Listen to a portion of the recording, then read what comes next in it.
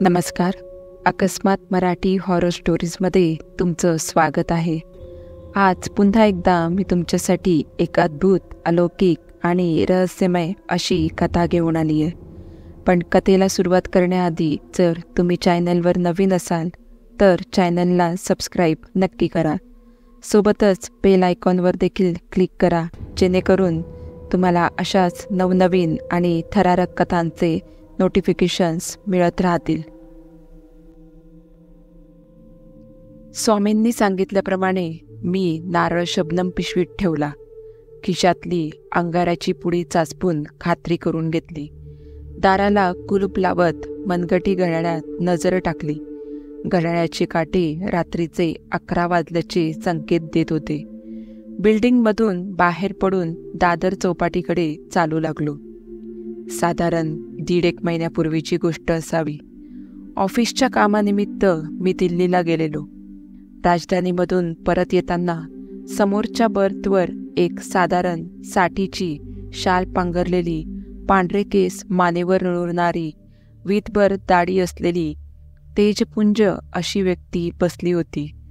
गाडी सुरू होऊन 2-1 तास झाल्यानंतर वातावरणात असलेला असहजपणा नाहीसा झाला. संभाषणाची सुरुवात त्या तेजपुंज व्यक्तीने केली. मी स्वामी.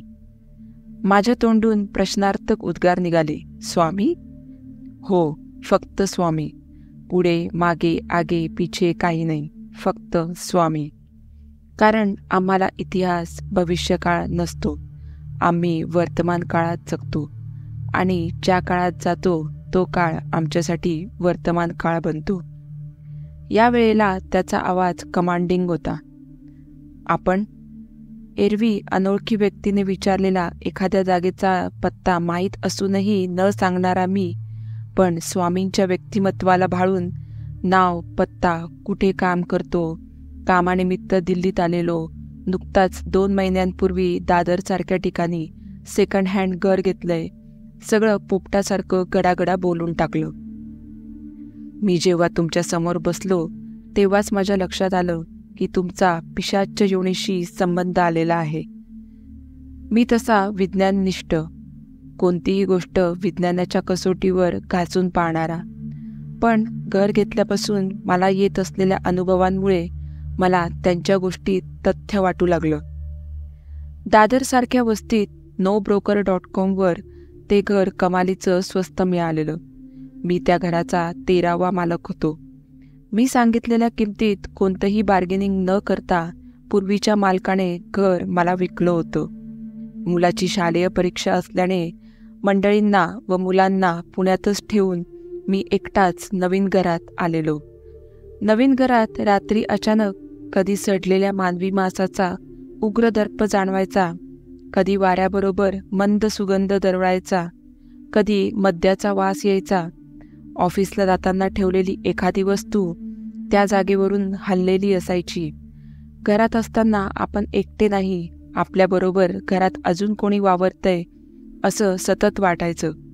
कोणीतरी आपल्या अस्तित्वाची जाणीव करून देत होतं. दादरला उतरल्यावर स्वामींना न्यायला मर्सिडीज कार आली होती. मी नको नको म्हणताना स्वामींनी बरोबरच्या माणसांना मला पण गाडीत बसवायला लावलं. आधी तुमच्या घरी जाईन, मग या मर्सिडीजवाल्या शेटचा पाहुणचार घेईन. घरी पोहोचताच स्वामी दारातच थबकले. मंत्रोच्चार करत आपल्या जवळील अंगारा त्यांनी बाहेरूनच घरात फुंकला. मी बाजूलाच उभा होतो. घरातून कोणीतरी माझ्या अंगावरून बाहेर गेल्याचा भास झाला. खुणेनेच स्वामींनी मला उजवा पाय पहिलं टाकून घरात प्रवेश करायला सांगितलं. स्वामी पण आत आले व त्यांनी दार बंद केलं. त्यांच्या तोंडातून सतत मंत्रोच्चार सुरू होता. तुला काय वाटलं? तुझी पुण्यातून मुंबईला बदली होणं, तुला दादरसारख्या ठिकाणी घर इतक्या स्वस्तात मिळणं, आपलं ट्रेनमध्ये भेटणं हा निव्वळ योगायोग होता? नाही, हे घडवून आणलं गेलंय. कारण हे तुझं प्रारब्ध आहे. आता नीट ऐक. तुला दिसतंय तितकंच हे जग नाही. तुझ्या म्हणजे मनुष्य प्राण्याच्या दृष्टीपलीकडे एक जग आहे. त्या जगात अतृप्त आत्म्यांचा वास असतो. अतृप्त आत्मे सतत तुमच्या मनुष्य योनीत येऊन आपल्या अतृप्त इच्छा पूर्ण करायचा प्रयत्न करत असतात आणि आम्ही त्यांना रोखायच्या प्रयत्नात असतो. त्यांच्या अघोरी शक्तीसमोर आमची शक्ती कमी पडते. त्यासाठी आम्हाला मनुष्य योनीतील एखाद्या माध्यमाची गरज भासते. माध्यम म्हणजे विशिष्ट वेळी विशिष्ट ग्रहदशेत जन्म झालेली व्यक्ती, आणि तो तू आहेस. तू माध्यम आहेस. तुझं घर भारावलेलं आहे. भारावलेलं म्हणजे तुझ्या घरात पिशाच्च योनीतील आत्म्याचा नुसता वास नाही, तर तुझं घर त्यांचा अड्डा बनलंय. स्वामींनी झोळीतून एक नारळ काढला. हा मंत्रवलेला नारळ घरात दक्षिण कोपऱ्यात ठेवायचा. एक अमावस्या सोडून दुसऱ्या अमावस्येला रात्री 12 नंतर हा नारळ समुद्रात सोडायचा. नारळ घरातून उचलल्यानंतर मागे वळून पाहायचं नाही. वाटेत कुणाशी बोलायचं नाही. हा अंगारा सोबत ठेवायचा. हा अंगारा तू लावायचा नाही. चुकून जरी अंगारा लावलास तर त्या जागी कधीही न भरून येणारी जखम होईल. म्हणून योग्य वेळी तुला त्याचा योग्य वापर करायचा आहे. तू हे काम मानवतेसाठी करतोय हे लक्षात असू दे. इतकं बोलून स्वामी निघून गेले. नारळ उचलल्यापासून समुद्रात टाकेपर्यंत कोणाशी बोलायचं नसल्याने बस किंवा टॅक्सी करायचा प्रश्नच नव्हता. 11 वाजून गेल्याने रस्त्याला वर्दळ कमीच होती. ओळखीचं कोणी भेटू नये म्हणून दादरच्या फूट ओव्हर ब्रिजवरून फुल बाजारात उतरलो व समुद्राच्या दिशेने निघालो. जसजसा समुद्र जवळ येत होता तसतसं खांद्यानं लटकवलेल्या बॅगेचं वजन वाढत होतं. शिवाजी पार्क येईपर्यंत असं वाटायला लागलं की आपण कोणाला तरी उचलून घेऊन चालतोय. प्रत्येक पाऊल खूप परिश्रमाने टाकत होतो. जणू मी कोणाला तरी ओढत समुद्रावर घेऊन चाललो होतो आणि तो स्वतःला मागे मागे ओढत होता. प्रचंड थकवा जाणवायला लागला. भागोजी कीर स्मशानभूमीजवळ आलो आणि अचानक माझ्या मानगुटीवर कोणीतरी बसल्याचे जाणवलं. त्याने आपले पाय माझ्या बगलेतून पाठीमागे टाकून कैची बनवून मला जखडून ठेवलं होतं. समुद्र जवळ येत होता. मी स्वतःला पाण्याच्या दिशेने ओढत होतो. समुद्राच्या वाळूत येईपर्यंत अनेक अदृश्य शक्ती मला मागे ओढू लागल्या होत्या. ओल्या वाळूत माझ्या पावलाबरोबर मी ओढत नेत असलेल्या अदृश्य शक्तींचे ठसे देखील रेगोट्यांच्या स्वरूपात उमटत होते. जसजसे पाणी जवळ येऊ लागलं तसं त्या शक्तींची ताकद वाढू लागली. मी थकत चाललो होतो. पाणी जवळ येताच मी पिशवीतून नारळ बाहेर काढला. आता मला त्या अदृश्य शक्तींचे चित्कार स्पष्ट ऐकू येऊ लागले. त्या अदृश्य शक्ती मला पाण्यात बुडवण्यासाठी खाली दाबू लागल्या. मी पाण्यातून बाहेर पडायचा प्रयत्न करू लागलो. त्या शक्ती मला पाण्यात बुडवण्यासाठी आपली पूर्ण शक्ती पणाला लावत होत्या.